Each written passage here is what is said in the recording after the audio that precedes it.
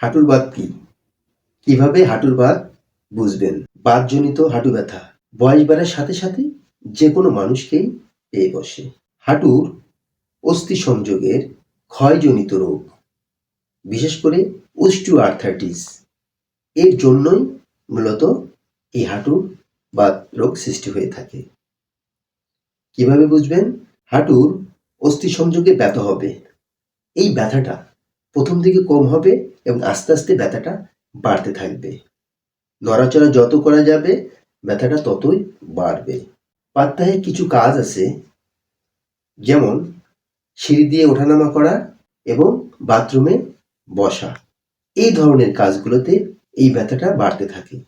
এই ব্যথার সাথে প্রদাহ বা ইনফ্লামেশন থাকে, যার কারণে এই অস্থি সংযোগ বা হাঁটু ফুলে যায়। এভাবেই আমরা বুঝতে পারি।